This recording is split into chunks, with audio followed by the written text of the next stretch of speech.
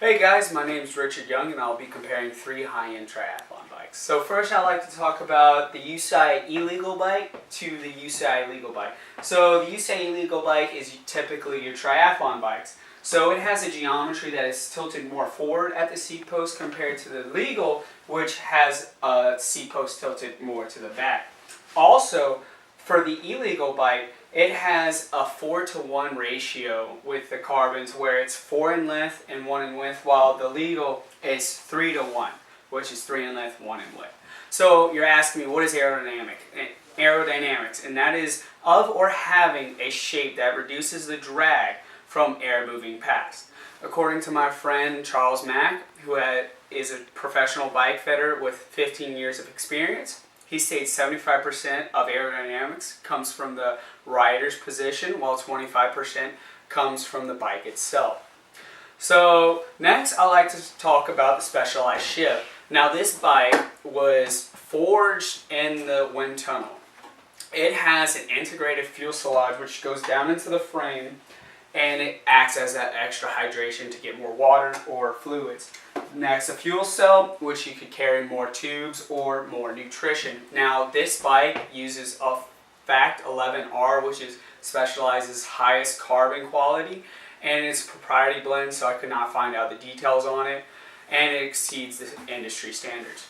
The next bike is a Cervelo P5X. It looks literally like an X, and Cervelo spent 3 years in production for this bike. And Cervelo lives by 5 key factors. Their aerodynamics, which first, this spent 180 hours in the wind tunnel alone. The second is the ride quality. Third is the stiffness. Now this bike, compared to its ancestor, is 25% more stiffer compared to the Cervelo P5. Fourth is the usability, and fifth is the weight. The frame strength of this bike, Cervelo uses the all carbon, which is a proprietary blend, and exceeds the industry standards. And last is Diamondback Andean. Now this bike is way different. They did something totally different, and they wanted to build the bike from the bottom up. So they used something called the AeroCore, and it's from the bottom of the tire to the top of the tire and all the way back. So they wanted to make it more aerodynamic at the weakest part. And with this, it's supposed to spread it out more whenever you're going through the wind. And it has a lot of integration, so you can store more tubes and extra stuff at the bottom, your wallet, and a lot more nutrition at the top. So they use a unidirectional carbon. And you're asking me, who has the strongest frame? Now, at this level of elite bikes, essentially all of them are equal. But now it comes down to the aerodynamics of the bike. The aerodynamics, so the Cervelo P5X compared to the Andean, since they're the newest bikes, I could not find the shiv with them all three together. Now there's about a 2, so this goes from a negative 10 degree yaw to a positive 10 degree yaw.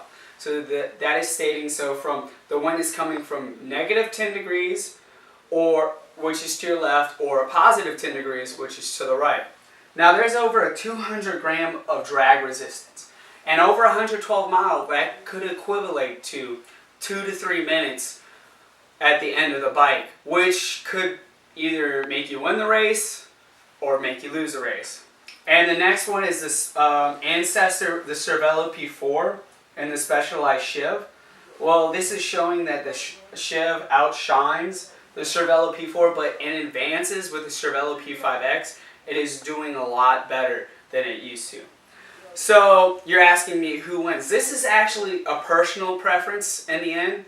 Now, me and my friend Charles Mack say that the Specialized shiv wins hands down, but the Cervelo P5X is coming pretty close to nabbing its victory. And what the future may hold, well, hopefully it could be a Tron bike.